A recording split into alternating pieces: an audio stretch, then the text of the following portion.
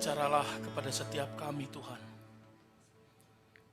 Tolonglah kami untuk bisa mengerti firman Allah yang kami baca dan renungkan bersama.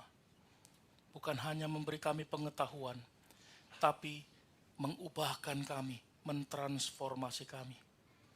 Biarlah hidup kami boleh diteguhkan, dikuatkan, bahkan ditegur oleh Allah sendiri melalui firman Allah ini. Tolonglah setiap kami, tolong hamba-Mu yang terbatas ini.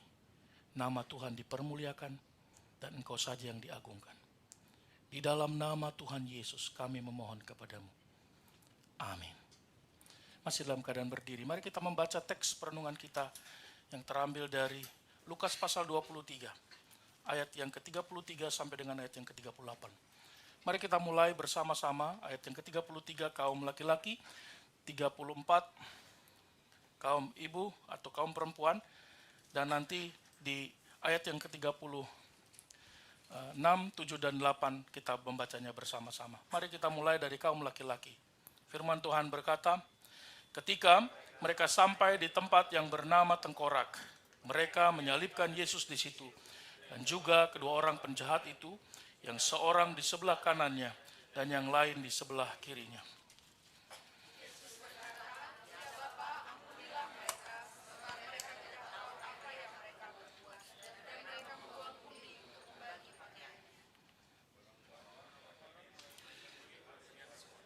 Pemimpin-pemimpin mengejek dia, katanya, orang lain dia selamatkan. Biarlah sekarang ia menyelamatkan dirinya sendiri, jika ia adalah Mesias, orang yang dipilih Allah. Sama-sama. Juga prajurit-prajurit mengolok-olokkan dia. Mereka mengunjukkan anggur asam kepadanya dan berkata, jika engkau adalah raja orang Yahudi, selamatkanlah dirimu. Ada juga tulisan di atas kepalanya, inilah raja orang Yahudi. Silakan duduk. Selamat malam buat kita semua, Shalom. Selamat merayakan kemurahan Tuhan melalui kematian dan kebangkitannya. Hari ini juga ibadah kita diikuti oleh teman-teman kita dari berbagai wilayah G3 di seluruh Jepang melalui media streaming. Bagi Bapak Ibu Saudara yang pertama kali datang ke Gereja Interdenominasi Injil Indonesia, selamat datang buat Bapak Ibu. Selamat bersama-sama beribadah di rumah teman-teman seperjalanan kita. Saudara, tema kita hari ini adalah Yesus Kristus, korban pengganti. Saudara, di dalam teks ini kita berjumpa dengan satu peristiwa penyaliban Kristus yang bukan peristiwa yang baru kita ketahui, betul? Tetapi peristiwa yang cukup dikenal dan Anda sadar atau tidak sadar, peristiwa ini adalah puncak dari kekristenan. Yang menjadi pusat kekristenan bukanlah kelahiran Kristus, tetapi kematian dan kebangkitannya. Itulah alasan dia datang ke dunia. Dia mati buat kita semua sebagai korban pengganti. Saudara, dalam teks ini kita menemukan kata yang dikonfirmasi oleh keempat Injil. Kita berjumpa dengan kalimat, kalau dalam King James Version atau NIV dia konsisten, kalimatnya sama. Hanya dalam terjemahan bahasa Indonesia, terjemahannya agak berbeda-beda. Dia interchangeable antara mereka dan Yesus, diubah berkali-kali. Dalam ayat yang ke-33 teks yang kita baca tadi berkata mereka menyalibkan Yesus. Di dalam Matius pasal yang ke-27 ayat 35 mereka juga disebut menyalibkan dia. Di dalam Markus juga demikian. Dan yang terakhir dalam Yohanes dicatat bahwa mereka menyalibkan Yesus. Saudara, empat Injil ini mengkonfirmasi bahwa memang betul Kristus disalibkan dan betul Kristus mati. Di dalam perjalanan yang sangat panjang hari itu, saudara, perjalanan Yesus hari itu panjang sekali. Dari subuh sampai dengan sore hari itu, begitu jauh perjalanannya. Kalau saudara memperhatikan ini, saudara akan menemukan bahwa Yesus sudah sangat benar-benar lelah. Kalau kita suruh jalan kaki, berapa ribu langkah kita bisa mampu satu hari? 10.000? 10.000 udah hidup sehat itu ya. 10.000 dengan aniaya. Saudara, kalau saudara perhatikan, perjalanan ini tidak biasa bagi seseorang sambil diarak, dihina, dan dianiaya. Masuk ke satu tempat ke tempat yang lain, dianiaya, disidang, dan seterusnya.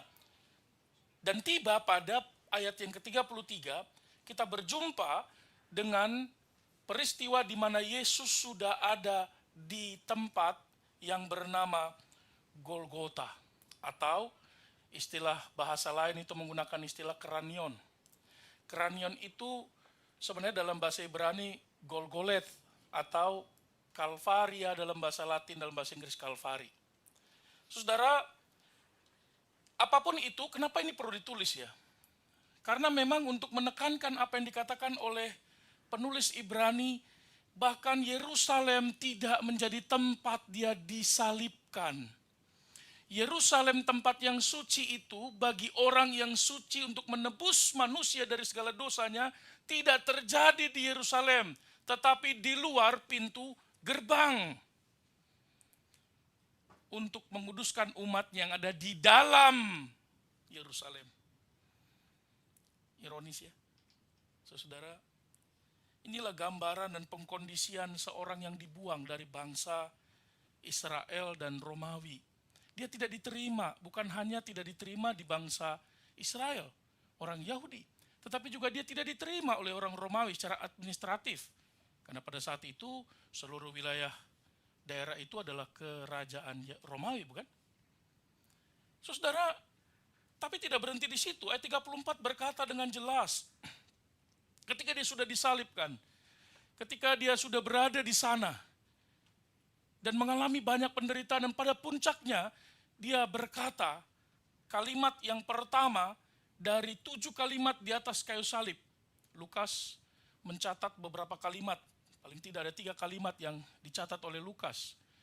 Kalimat yang pertama, kedua, dan kalimat yang ketujuh. Sisanya tersebar di seluruh Injil. Saudara, kalimat pertama dari Tuhan Yesus ketika dia disalib itu, dia berkata dengan jelas, tempat di mana dia menjadi alasan dia datang, dia berkata, ampunilah mereka, sebab mereka tidak tahu apa yang mereka perbuat. Really? Mereka tidak tahu apa yang mereka perbuat? Saudara, dalam teks ini kita melihat hal terburuk yang dilakukan oleh manusia berdosa kepada anak manusia yang datang untuk menebus kita. Kita melihat bagaimana justru di tengah situasi itu kalimat Tuhan Yesus bukan mencaci, tapi justru kalimatnya mengatakan, Bapa, ampunilah mereka.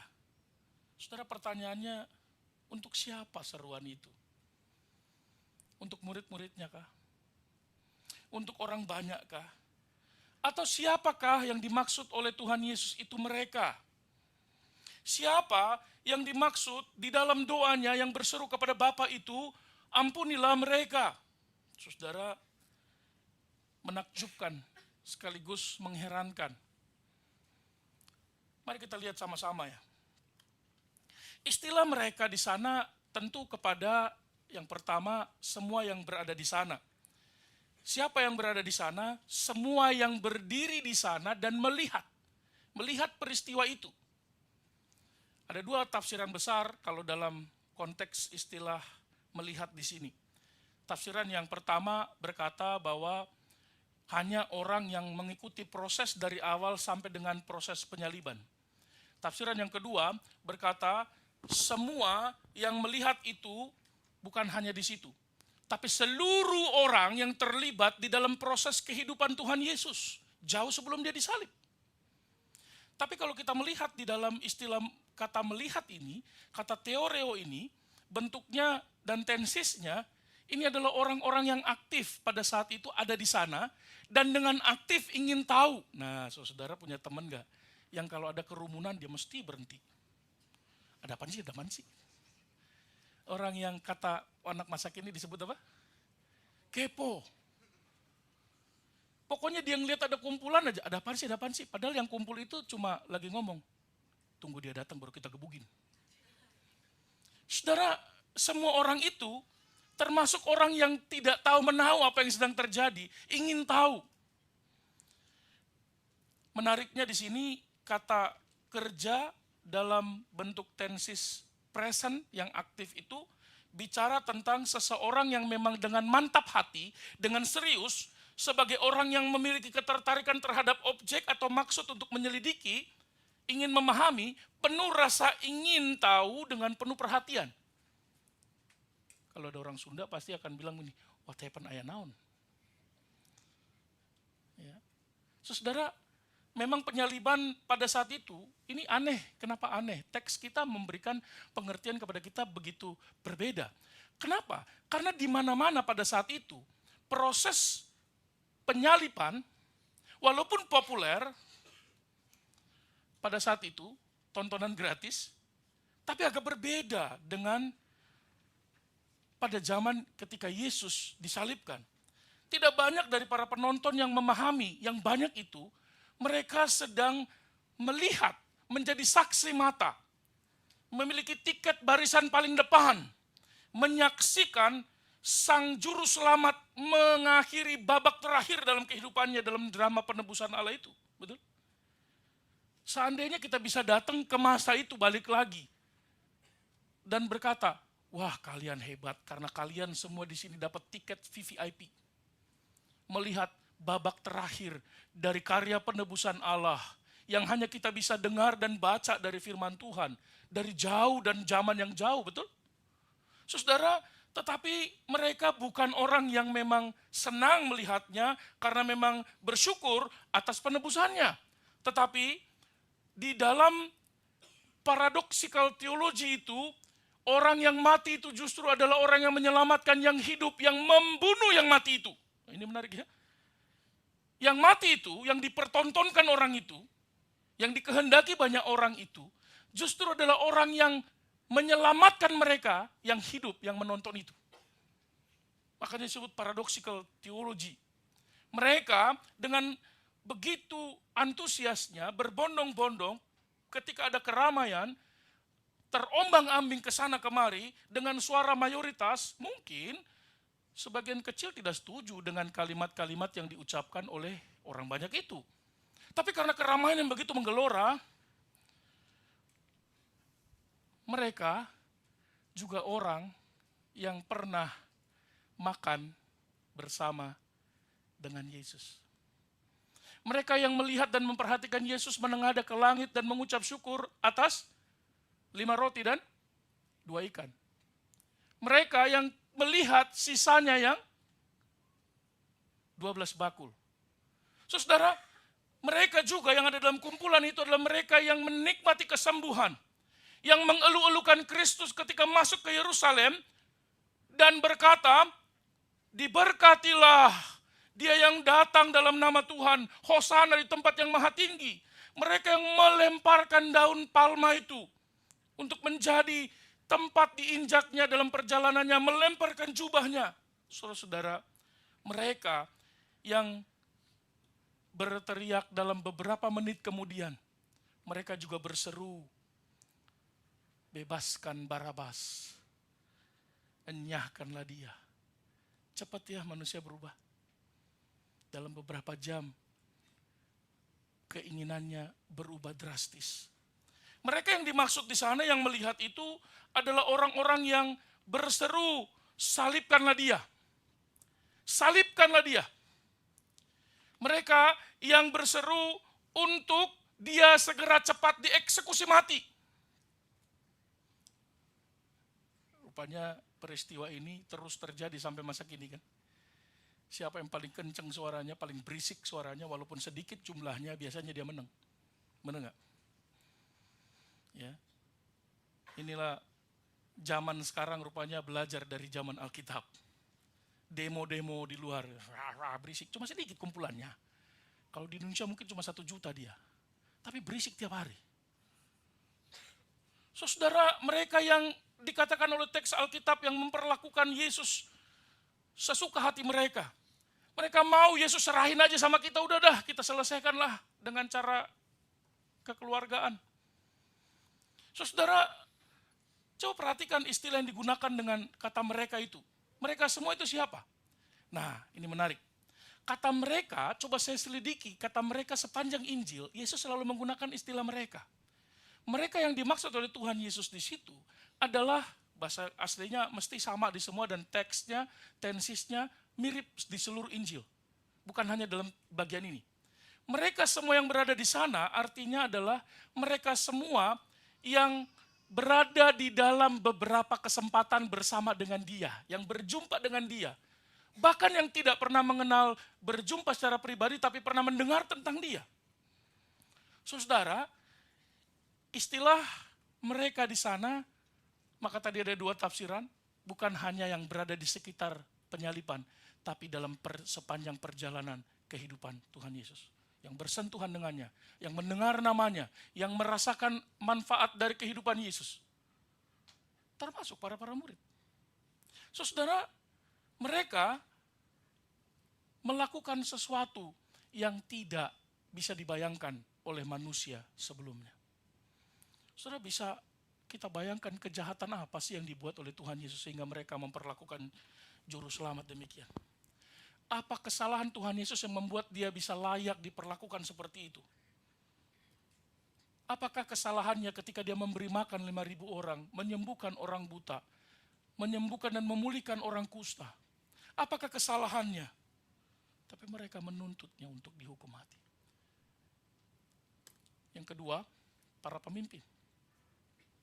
Tentu mereka yang dimaksud di sana juga bicara tentang para pemimpin. Pemimpin yang berkata dengan ejekannya dan caciannya, saudara, kalimatnya dengan bagus sekali diucapkan oleh mereka. Dia berkata, orang lain ia selamatkan, biarlah sekarang ia menyelamatkan dirinya sendiri jika ia adalah Mesias.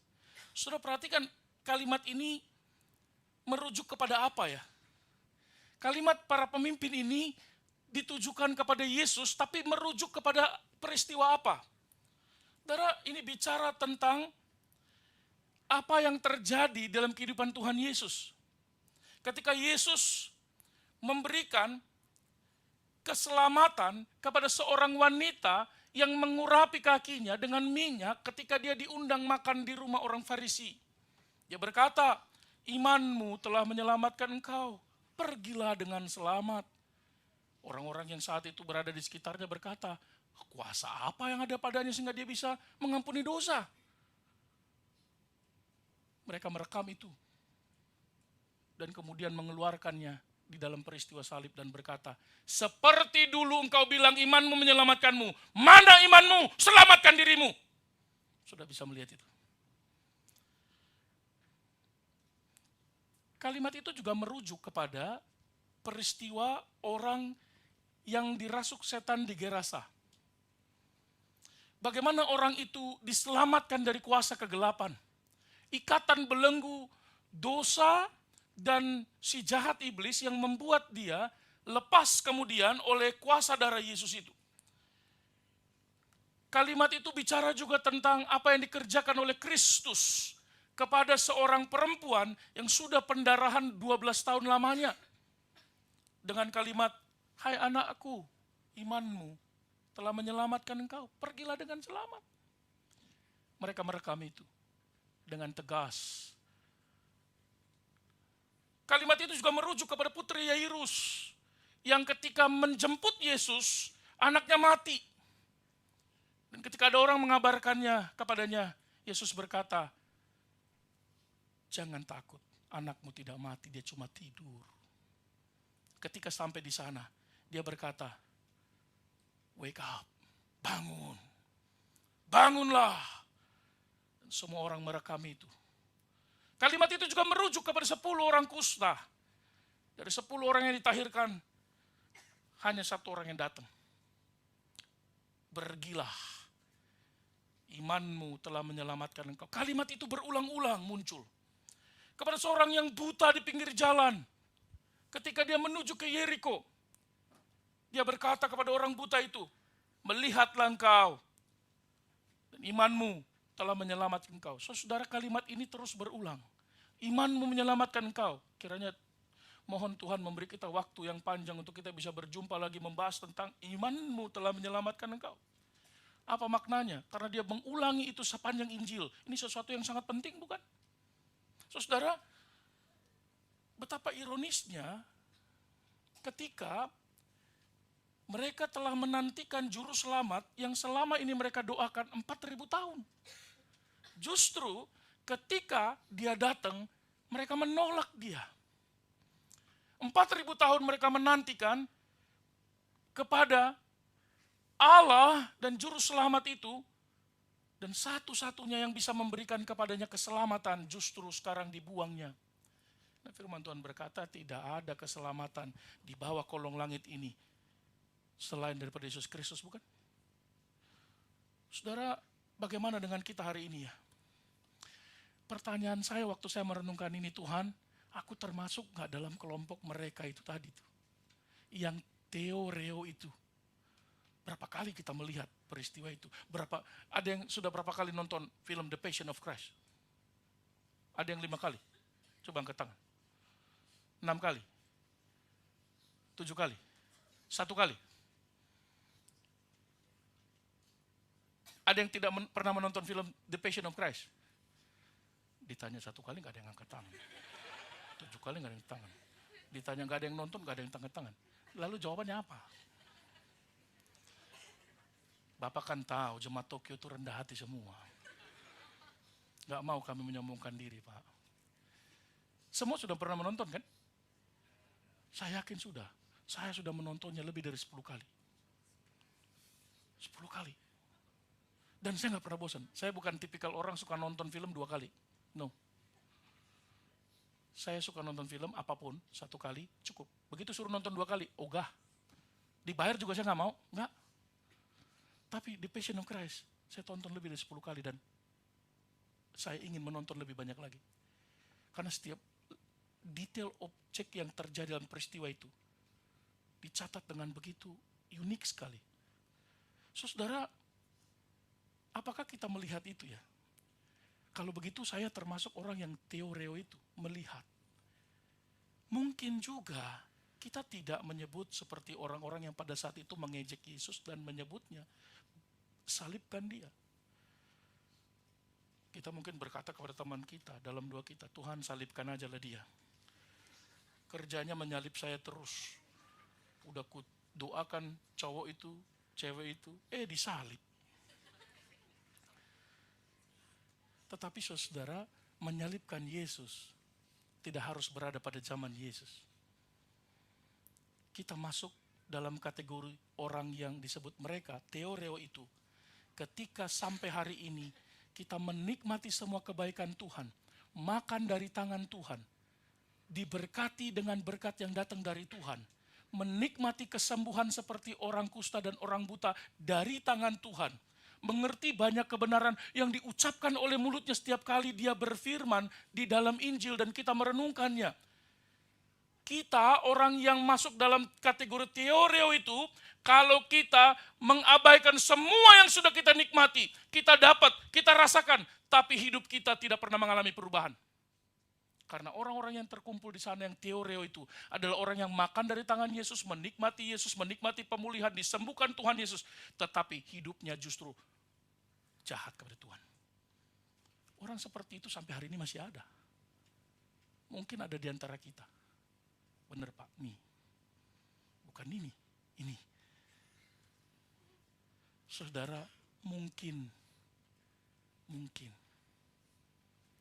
Kalau ada di antara kita demikian. Even sekalipun engkau mengerti banyak kebenaran. Bukankah pemimpin rohani mengerti banyak kebenaran? Bukankah para prajurit mengerti banyak hukum dan hak asasi manusia? Tapi tempat yang menjadi tempat memberikan keadilan justru tempat yang paling tidak adil. Pemimpin-pemimpin rohani justru paling tidak rohani perilakunya. Saudara, jangan lupakan apa yang dia kerjakan bagi kita manusia. Kita mudah menghafal 1 ayat. kita berkata, dia yang tidak mengenal dosa dibuatnya menjadi dosa karena kita. Supaya kita dibenarkan melalui korbannya. Saudara, tetapi seringkali ini tidak lagi menjadi peringatan buat kita ketika kita melakukan keputusan, mengambil keputusan yang tidak memuliakan Tuhan. Betul? Ketika kita berada pada persimpangan, keputusan-keputusan mengutamakan Tuhan atau mengutamakan dunia ini, kita selalu berada di dalam posisi mereka, teoreo itu. Setiap kali kita mengambil keputusan mengabaikan Tuhan, terlepas dari semua kebaikan yang sudah kita nikmati dan berikan, kita adalah orang yang teoreo itu, melihat Yesus, menikmati apa yang Tuhan Yesus berikan. Tetapi kita justru menyalipkannya dalam hati kita. Saudara, hari ini firman Tuhan berbicara kepada kita. Ada satu jurnal yang sudah lama sekali, secara akademik memang harusnya referensi itu 10 tahun terakhir. Tapi menarik, ini saya cek jurnal ini usianya sudah hampir 300 tahun ketika mulai diterbitkan. Tapi ketika tahun 1986, jurnal ini dari American Medical Association atau JAMA, ya, dia membuat satu artikel di dalam tahun 86. Saya kagumnya kenapa di tahun 86 sudah ada artikel ini dan masih digunakan terus. Ketika artikel ditulis, dia berkata begini, setiap luka tampaknya dimaksudkan untuk menghasilkan penderitaan yang intens, namun bukan untuk mempercepat kematian. Saudara, nanti yang mau jurnalnya saya bisa share, tuh jurnalnya bagus sekali. 11 halaman tapi begitu padat sekali isinya, ditulis oleh 2 orang dokter yang bagus, terkenal, dan 1 orang hamba Tuhan yang cukup baik. Saudara, menarik sekali, setiap luka yang diidentifikasi oleh mereka, tujuannya cuma untuk membuat dia menderita maksimal, tapi tidak segera mati. Kalau bisa sepanjang mungkin dia hidup, supaya dia makin menderita. Kalau mau yang lebih up to date tentu, kita bisa melihat ini beberapa bagian jurnalnya. Saudara, mengerikan sekali. Bagaimana dia dianiaya? Bagaimana dia sebenarnya membawa apa di sana? Saudara, detail sekali mereka menulis. Saya kagum karena ini tahun 86. Enggak semodern sekarang kan. Dan yang paling menyedihkan ini, saudara, 18 cm itu sejengkal saya itu pakunya. Waktu saya tunjukkan kepada anak saya nomor 1, Kak, gara-gara kamu dan papa, Yesus menikmati ini. Lihat pakunya begitu tajam. Kita jahat sekali ya, katanya. Waktu saya merenungkan ini, saudara, di paku prajurit Romawi itu begitu hebat sekali, dia memakunya di antara tulang supaya dia tidak segera mati. Dan bagaimana dia memaku di antara sela-sela itu supaya dia menderita kesakitan setiap kali dia bergerak, dia menderita kesakitan, tetapi dia tidak cepat mati.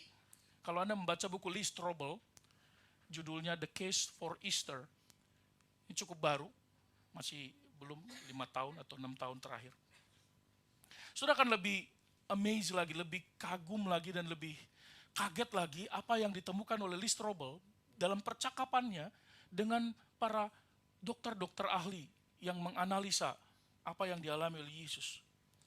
Saudara, tapi sebelum kita lebih jauh melihat ini, bagaimana dia dianiaya ini, mari kita lihat dulu bersama-sama nih. Ini ditusuk lambungnya. Saudara, mari kita baca sama-sama. 1, 2, 3. Yesus berkata, "Ya Bapa, ampunilah mereka, sebab mereka tidak tahu apa yang mereka perbuat." Dan mereka membuang undi untuk...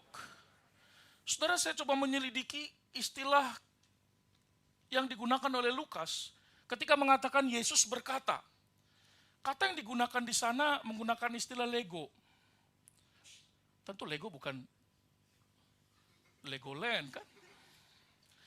Lego itu ditulis dengan bentuk yang kata kerja aktif dengan tensisnya imperfect. Masih ingat imperfect ya? 2 minggu yang lalu. Kita punya imperfect disciples, namanya murid-murid. Tapi Yesus juga ketika dia dicatat dalam ayat yang ke-34, dia berkata pada saat dia mengucapkan kalimat pertama itu adalah kalimat yang diucapkannya satu-satunya kalimat itu. Tidak ada kalimat yang berbeda dari itu, tetapi dilakukannya sebelum dia mati, pada saat dia menderita. Kalau saudara melihat gambar ini, bentuk posisi tubuhnya ketika dia menarik napas itu sakitnya luar biasa. Dia tarik napas, dia sakit juga. Mungkin Pak Markus yang kemarin mengalami pneumonia itu merasakan apa yang Yesus, mungkin 1-2 skalanya.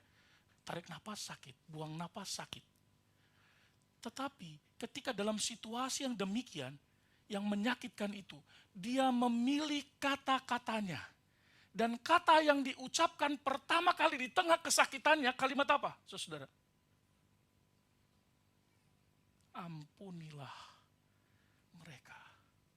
Untuk mengucapkan satu kata saja begitu menyakitkan. Apalagi untuk memikirkan, mengucapkan kalimat kepada orang yang menyakitinya. Dia berkata, ampunilah mereka. Saudara, panjang kalimatnya kan? Kalau orang rasa sakit begitu, lebih baik dia diam. Ngapain menyakiti diri demi orang lain, betul? Tapi Kristus dikatakan dengan tenses imperfect, aktif, indikatif tunggal ini mau menyatakan kalimat itu ternyata tidak sekali diucapkan. Walaupun itu kalimat yang pertama dari 7 kalimat salib. Kalimat itu berkali-kali diucapkan oleh Yesus sebelum sampai kepada kalimat yang kedua. Jadi kalau saya boleh ilustrasikan, dia berkata, ampunilah mereka ya Bapa, karena mereka tidak tahu apa yang mereka perbuat. Dia tarik napas lagi. Ampunilah mereka Tuhan. Mungkin di setiap kalimatnya gak selalu penuh kata itu muncul. Mungkin hanya 1-2 kata karena sakitnya. Mungkin juga hanya 2 kata, ampunilah mereka. Ampunilah mereka. Tapi akhirnya orang yang ada di sana mendengarnya begitu lengkap. Sampai pada titik dia berhenti berbicara. Sampai pada kata yang kedua. Kemudian dia mengucapkannya.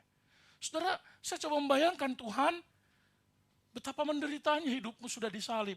Tapi ketika dalam penderitaan, kalimat yang engkau pilih untuk engkau ucapkan adalah kalimat demi kebaikan engkau dan saya. Betul? Saudara, betapa mengerikannya perbuatan manusia yang berdosa ini. Sehingga dia harus menanggung semua penderitaan itu. Dia melakukannya berulang-ulang dengan penuh kesadaran. Dan dalam kesadaran penderitaan. Setiap kali dia mengucapkan kalimat yang sama, karena ada seruannya kepada Bapa. Demi engkau dan saya. Bisakah engkau melihatnya hari ini? Apa yang dialaminya, penderitaan yang dialaminya hari ini. Dia menjadi korban pengganti untuk memuaskan hati Allah yang adil itu. Demi dosa-dosa kita dihapuskannya. Saudara, kalau engkau dapat melihatnya hari ini, seharusnya kita semua tidak lagi hidup dalam dosa dan keterikatan. Hidup dalam hidup yang sia-sia. Kita seharusnya tidak lagi mengarahkan hati dan pikiran kita hanya kepada dunia ini, bukan? Harusnya melihat apa yang Kristus lakukan itu dalam penderitaan sakitnya. Cukup membuat kita belajar untuk berlutut dan bersyukur kepada Allah, bukan? How great your grace upon me, oh God. Harusnya itu kalimat yang kita ucapkan, bukan? Saudara, firman Tuhan dengan jelas mengingatkan kita. Mari kita baca sama-sama. Sebab kamu tahu bahwa kamu telah ditebus dari cara hidupmu yang sia-sia. Yang kamu warisi dari nenek moyangmu itu, bukan dengan barang yang fana, bukan pula dengan perak atau emas, melainkan dengan darah yang mahal, darah Kristus yang sama seperti darah anak domba. Bisakah engkau melihatnya hari ini? Dia berada di sana menjadi korban pengganti bagimu dan bagiku.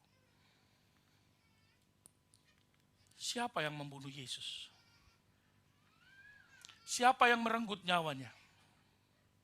Saudara, yang menyalibkan Yesus memang adalah para pemuka agama bersama dengan para prajurit dan orang-orang banyak yang berteriak-teriak meminta dia disalibkan, bahkan merasa lebih baik Barabas ada di luar penjara dan orang ini mati saja dari dunia ini.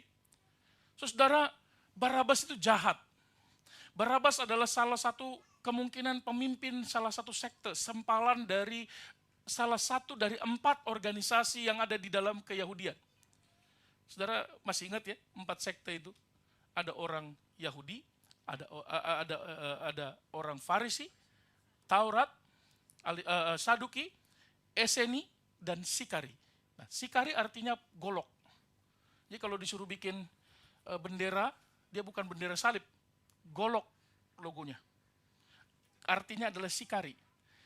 Tujuannya adalah dia adalah orang Yahudi yang nasionalismenya tinggi. Dia nggak suka dia dijajah, maka dia melakukan perlawanan kepada orang Romawi dengan cara mengganggu stabilitas keamanan. Ini Sikari, perjuangannya untuk membebaskan Israel melalui garis keras. Kelompok Eseni adalah kelompok yang kerjaannya memisahkan diri, menyalin teks Alkitab di dalam kesendirian, menjaga kesalehan hidup. Ahli Taurat yaitu orang Farisi dan Saduki, Anda sudah mengetahui, yang selalu berdebat dengan Tuhan Yesus. 2 kelompok ini jarang berdebat dengan Tuhan Yesus. Tetapi satu orang ini, Barabas, muncul ketika Yesus ada diperhadapkan dengan situasi itu. Dan mereka berkata, lebih baik Sikari, dia nasionalismenya tinggi daripada Yesus yang menghujat Allah. Bunuh dia, bebaskan Barabas, karena Barabas tidak menjadi ancaman bagi saya. Kira-kira begitulah kalimatnya ketika dia berseru, bebaskan Barabas, salibkan dia. Tapi pertanyaannya, adakah mereka semua itu merenggut nyawa Yesus? Jawabannya tidak. Tidak ada satupun yang membunuh Yesus. Tidak ada satu manusia pun yang merenggut nyawanya daripada dirinya. Jadi kalau ada yang berkata kita harus bersyukur kepada Yudas, karena Yudas lah yang membunuh Yesus. Enggak, kalau gitu Yudas saja jadi juru selamat. Kalau nggak di Yudas kan Yesus nggak mati, Pak. Siapa bilang? Yesus tidak diambil nyawanya. Lalu gimana ketika dia berdoa di Taman Getsemani yang berkata, sekiranya mungkin, jikalau cawan ini bisa berlalu, biarkanlah berlalu. Saudara, kalimat ini banyak disalah mengerti ya. Pertama, Tuhanku yang aku sembah dan aku kenal itu, yang ku ketahui dan ku dalami dan ku kenal itu, dia nggak pernah takut. Kalimat ini bukan kalimat ketakutan. Tapi dia menangis, meneteskan keringatnya seperti darah. Memang darah. Begitu bergumulnya. Bergumul tapi dia tidak takut, saudara. Karena dia tahu bahwa Allah itu maha kuasa. Kalau kita baca terjemahan yang lain, dia berkata, Engkau maha kuasa ya Allah, Engkau sanggup melakukan segala perkara. Dia bilang begitu. Kalau Tuhan mau ini cawan berlalu, maksudnya kalau Tuhan mau cara yang lain untuk menyelamatkan umatnya tanpa harus melalui salib, gitu ya. Tuhan kan punya kuasa kalau Tuhan mau. Tapi jangan maunya saya, maunya engkau ya Bapa, baiknya engkau yang menghendaki. Kalau engkau mau, silakan Tuhan. Ini sebenarnya kalimat peneguhan, tapi sekaligus pertanyaan. Apakah penebusan dapat dicapai dengan cara lain atau tidak? Karena bagi Allah tidak ada yang mustahil. Itu pertanyaan Allah. Saudara, permintaan Yesus bukan tanda kelemahan, tapi respon yang keluar dari seorang yang sujud, murni, tidak berdosa, karakternya tidak pernah mundur ketika menghadapi kesulitan. Justru dia bergumul untuk bisa maju. Kalau kita ada masalah kan dikit-dikit undur kan? Enggak. Dia bergumul, dia berhenti, berdiam diri di depan Tuhan, dan dia maju lagi. Dan berkata, Tuhan, not my will, but thy will. Saudara, bukankah itu yang seharusnya Tuhan kehendaki? Nah maka, kenapa dia bereaksi begitu? Kalau dia bereaksi demikian, kenapa muncul kalimat ini? Justru kalau tidak muncul kalimat ini, kita bertanya, apakah dia ingin melakukannya atau tidak? Justru kalimat Matius 26:39 adalah gambaran bahwa dia memang ingin melakukannya. Karena dia tahu itu adalah kehendak Bapaknya. Coba kita baca. Bapa mengasihi aku, oleh karena, lihat kalimatnya. Maka jangan hanya lihat teks itu lalu kemudian Allahnya nangis, ketakutan. Enggak, Allahku enggak pernah takut kok. Bahkan dia katakan, Bapa mengasihiku. Itu sebab ketika dia menyuruh aku masuk ke tempat pembantaian, dia bukan membenci aku. Dia mengasihiku, maka dengan penuh kesadaran aku letakkan nyawaku. Siapa yang merebut nyawanya? Tidak ada. Dia sendiri datang menuju ke pembantaian. Tidak seorang pun mengambil nyawaku daripadaku, melainkan aku memberikannya menurut kehendakku sendiri. Karena kehendaknya dia selalu sejajar dengan kehendak Bapa. Aku berkuasa memberikannya, berkuasa mengambilnya kembali kalau dia mau. Tapi itulah yang kuterima dari Bapakku. Saudara, menarik sekali dan penting sekali kalimat ini. Nah, mengapa pertanyaannya, mengapa dia menundukkan diri kepada situasi dan peristiwa yang mengerikan itu? Jawabannya sederhana. Agar kasih Allah bisa didemonstrasikan dan visualisasi kasih Allah itu bisa terlihat dengan kasat mata, bisa kelihatan dengan jelas. Firman Allah dengan jelas berkata apa? Allah menunjukkan kasih-Nya kepada kita. Di mana? Karena Kristus mati untuk kita ketika kita masih berdosa. Kedua, tentu untuk menghancurkan dosa. Tapi firman Tuhan berkata apa? Sebab jika demikian ia harus berulang-ulang menderita sejak dunia dijadikan, tetapi sekarang ia hanya satu kali saja menyatakan dirinya pada zaman akhir. Untuk apa? Menghapuskan dosa oleh korbannya. Dan yang terakhir, yang ketiga, mengalahkan kuasa setan. Kita baca sama-sama. 1, 2, 3. Barang siapa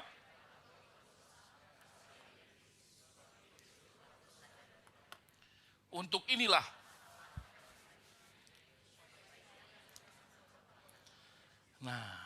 ini ada dua sisi seperti pedang bermata dua. Tuhan menghancurkan dosa, iblis. Tapi pada saat yang bersamaan setelah Tuhan melakukannya, kalau kita masih terus hidup dalam dosa, disebut apa? Barang siapa yang tetap berbuat dosa, berasal dari iblis. Jangan kencang-kencang dong sambil bilang iblis, lihat sebelah. Iblis berbuat dosa sejak mulanya. Saudara, ia melakukannya untuk kita. Nah, menarik, tapi kan ini perjanjian baru, Pak. Perjanjian lama gimana? Mari kita lihat sama-sama.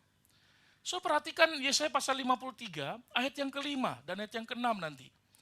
Di situ dijelaskan dengan begitu detail sekali, dia tertikam oleh karena pemberontakan kita. Saudara perhatikan kata kerjanya yang sangat aktif itu. Dan saudara perhatikan orang pengganti, kata ganti orang yang keberapa? Kedua dan ketiga. Coba perhatikan. Kata kita, dia diremukkan, ditikam, ditimpakan. Tapi semua perbuatan jahat itu tidak pernah berbalik menjadi sebuah kejahatan yang menimpa kita. Betul? Itu makanya saya selalu berkata tidak ada karma dalam kekristenan. Jadi jangan percaya karma dalam kekristenan, tidak ada kekristenan mengajarkan karma, tidak ada. Karena orang yang berbuat jahat tidak tentu segera menerima perbuatan jahat dari orang lain yang sama. Habis buat jahat lalu mati gimana? Karmanya nggak ada dong. Kalau berbuat jahat kepada Tuhan, apakah Tuhan membalasnya? Tidak. Tidak ada perbuatan Allah yang jahat kepada kita. Tapi sudah perhatikan kata kita di sana. Udah muncul berapa kali saudara? 6.